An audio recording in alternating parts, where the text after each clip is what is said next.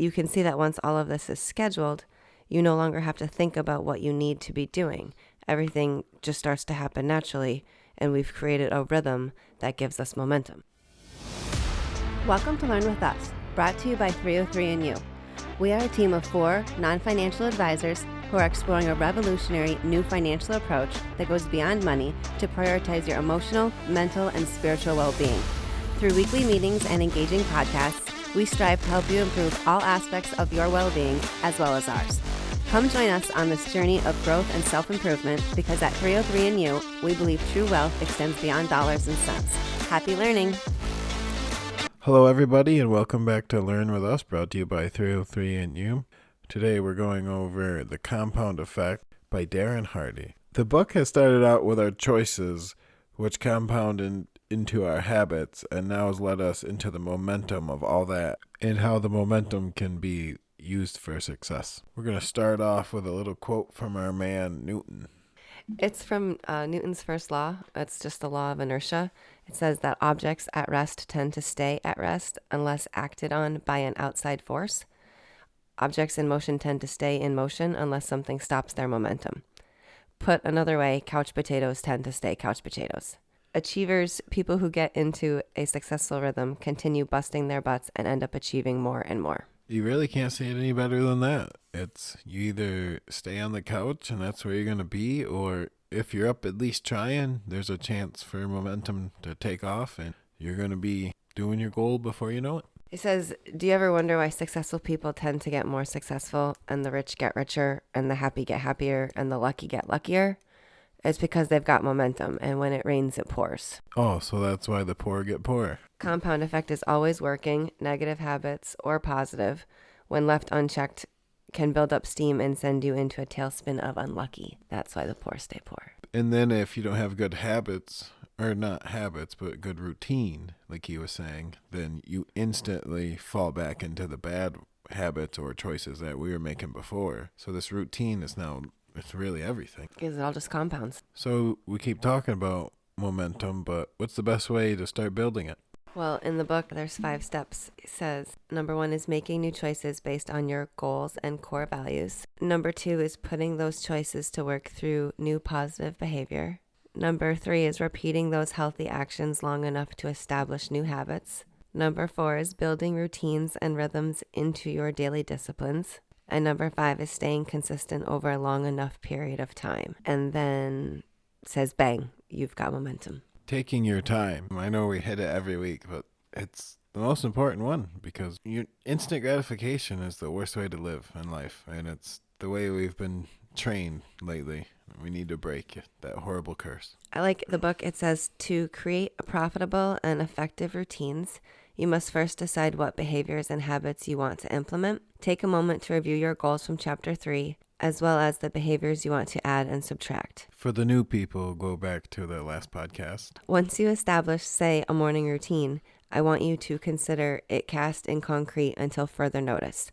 You get up, you do it, no argument. If someone or something interrupts you, start back at the beginning to anchor your foundation for the performance that follows. No, I really like that. We say that every week for the podcast. You know, it's like, we could, but we know if we just don't do it every week, it has to be done, no matter what. The best way to build up your momentum is to get into a good routine. But to even start a good routine, you have to first bookend your days, as he goes over in the book. He says to bookend your day, it's basically a morning routine and an evening routine that are consistent. It says it can be difficult or even futile to predict or control what will show up in the middle of your workday, but you can almost always control how your day starts and how it ends. I have routines for both. You design your behavior and your routine accordingly. Your routine, there's no written rule, you're saying. You can't just copy paste his routine. No, depending on what your goal is, that's what you're going to need to plan and make your routine around and about. You want to be an athletic runner, you can't sit there and do his morning routine of 4 stretches. You're going to maybe get a little deeper. Right, but stretching is something he happens to do in his routine in the morning. It's only for 10 minutes and it's while his pot of coffee brews, but that's the only time he's got to do it, and he wanted to do it, so that's where he found the time. And I know, it's just... So where's your 10 minutes a day? Right. Specifically, the book, the author, he says his morning routine is he gets up at 5 a.m. He's got 8 minutes after he hits the snooze button. And in those 8 minutes, he does 3 things. First, he thinks of all the things that he's grateful for. Second, he does something that sounds a bit odd, but it says, but I send love to someone. The way to get love is to give it. And one thing I want more of is love. I give love by thinking of one person, anyone, friend, relative, coworker. It doesn't matter. And then I send them love by imagining all that I wish and hope for them.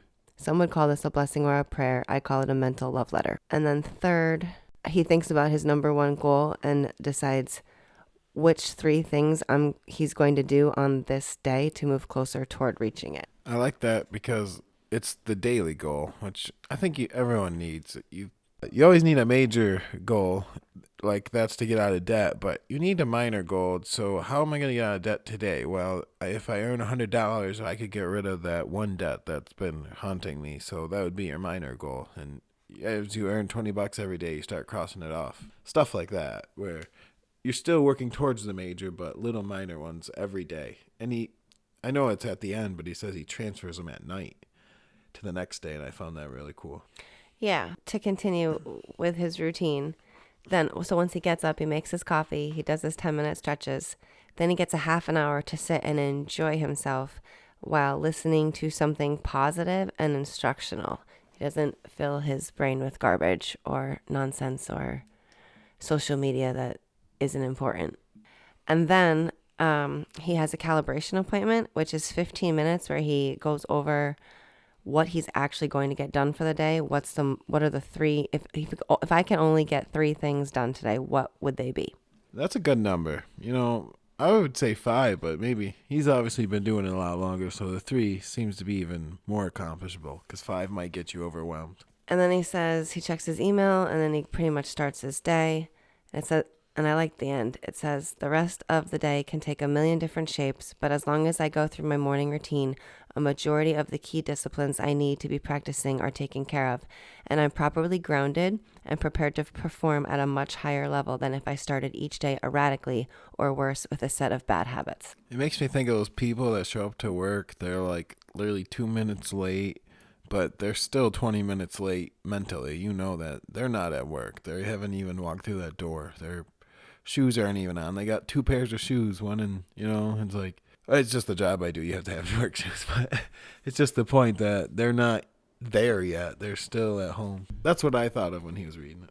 And then the next part is sweet dreams. So that's in the evening, his evening routine. He says he likes to cash out. So that means he turns in all his receipts, credit card slips, everything has to go, or there would be big trouble. Like if you were a waiter, he's referring to back in the day when he was a waiter. That's funny. I am not a waiter, but I thought that was cool because if you're off even, $1, someone's going to yell at you. So you have to be that strict about it. He's being not just oh, I should check up on myself. No, you have to pretend your boss is going to where is that dollar? You have to hold yourself accountable.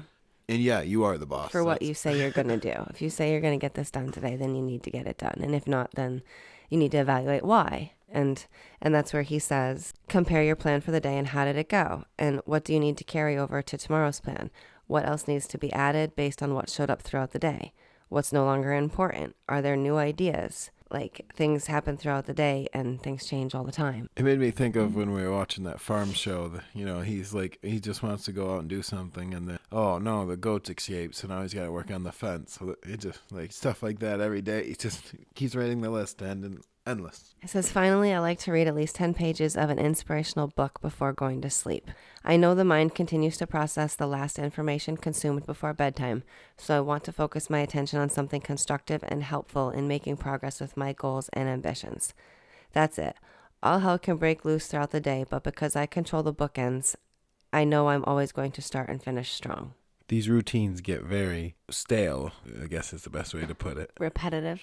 So you're going to want to switch it up. He does his with his weights. He likes to never do the same weight because his body gets very used to it. But I was thinking that driving home would be a good way for me to maybe switch it up. There's at least 2-3 different roads I could take. Maybe add another minute or 2. But I never take them because I always do the straight route. So maybe that would help freshen up the weekly routine once a week. Oh, that's a good idea. Give you something different to look at, think about. Spend a little more time listening to the podcast that I listen to on the way home.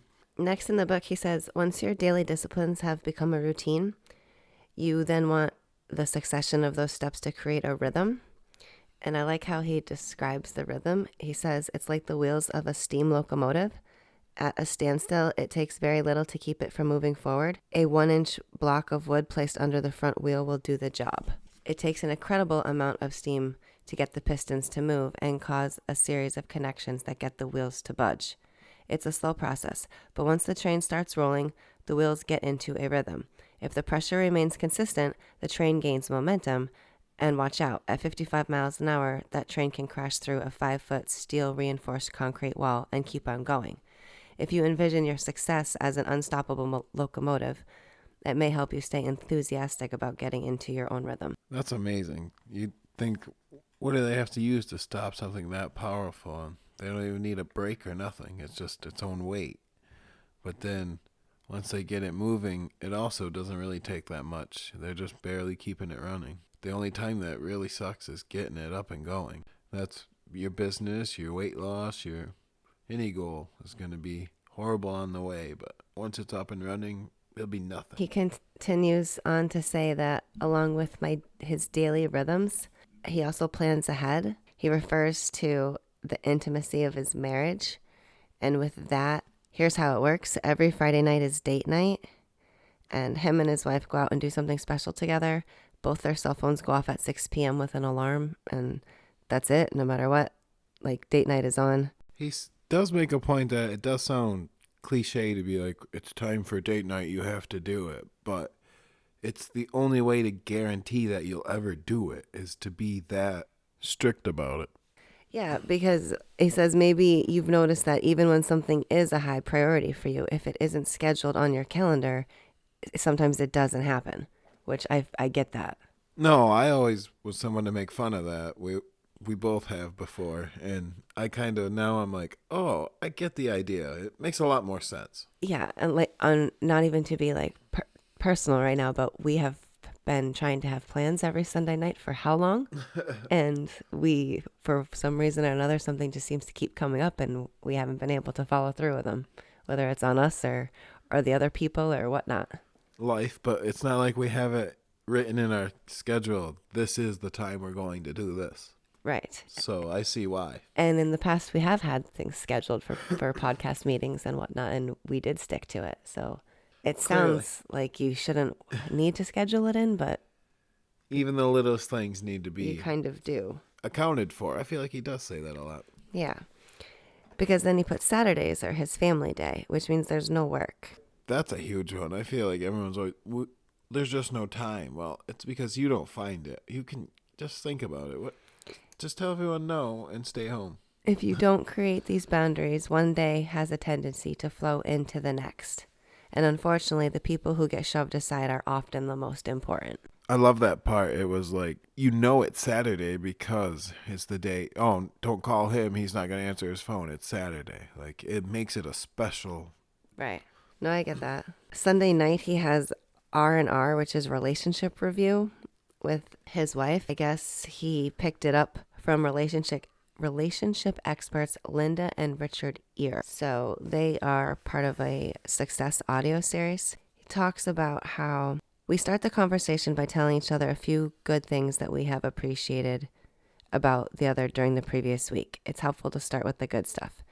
Then, using an idea I picked up from my interview, we ask each other, on a scale of 1 to 10, 10 being the best, how would you rate our relationship this week? This gets the discussion of wins and losses flowing.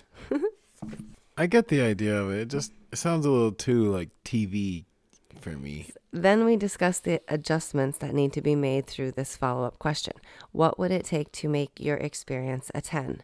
By the end of the discussion, both of us feel heard and validated, and we have made our observations and wishes clear moving into the next week. This is an incredible process. I highly recommend it if you dare. I definitely feel like, I was just trying to say before I cut her off, was that I like the idea of it, and I feel like we could use it in our personal relationship, but maybe just not. I think it opens up a way of having a discussion with your significant other without, Being so blunt. yeah, or hurting each other or blaming each other. Like, it's so hard to get through an honest conversation. And this really isn't like a you did this or I didn't do this. It's more of a how did the situation happen and how can we make the situation better? It's kind of like you're kind of on the same side, even though you might have a difference of opinions. No, I get that. So all in all, creating a schedule, even if it's for family time, is incredibly important, at least to the author. And he says that you can see that once all of this is scheduled, you no longer have to think about what you need to be doing. Everything just starts to happen naturally, and we've created a rhythm that gives us momentum. I guess I never thought of that. If you're at work the whole time and you're thinking, man, how can I spend more time with the kids? But if you know that Saturday's for the kids, that's the last thing on your mind. Exactly. I love planning. No, I've never been one. Yeah, I know. I love to plan and account for and know, because once I've got a plan, then I don't have to worry about it or think about it. One other point that he mentions is to not overdo it when you start creating a rhythm and your He uses the workout story, was it? Where his buddy goes to the gym and he's going to go ham. And 2 hours a day, 5 days a week. And at first you will, on anything. You're going to say, this is the greatest thing ever. Why have I not been doing this? But give it a month, give it 2. You're going to, I don't want to do this anymore. So he came up with a great solution where you do it. You can go hard at first, so you do it 5 days a week, but then you're going to want to, after like a month, maybe 2, go down to 4. And then when you're down to 4, bring it right down to 3 and stay there consistently. Yeah, he says it's okay if you go strong for a while, but you've got to see the light at the end of the tunnel where you can start scaling it back. You can always find 45 minutes to do an hour a few times a week, but to find 2 hours, 5 days a week to make your routine work, that'll never happen. Remember, consistency is a critical component of success. I feel like that'd be anyone's problem. How am I going to go to the gym for 2 hours? That's impossible. So you'll find any excuse not to go. But 1 hour, 3 days a week, well, there's no excuse. Find the time. The author says, if there is one discipline that gives him a competitive advantage, it's his ability to be consistent. Consistency is a powerful tool you can use to launch the flight towards your goals. When people start a new endeavor, they grab the lever and start pumping really hard. I like that because everybody, as he goes to explain, grabs a new thing. Even if it's working out, they go ham for the first 2 weeks and then they just give right up and they never see any results. But if you stayed there on the pump and you just kept going, eventually you're going to see water. And then some people, as he says, they'll get, let's say they can do like 1 pull-up now after so much working out. And they're like, that's it. It's been 3 months. I can only do 1 pull-up. Compared to the other guy who's going to go 3 months and I can do 1 pull-up. Imagine what I can do in 3 more months. Right. And he says if you continue to pump, it doesn't take long before you'll get a full and steady stream of water. You will have your success. And now that the water is flowing, you no longer need to pump the lever as hard or as quickly. It becomes easy.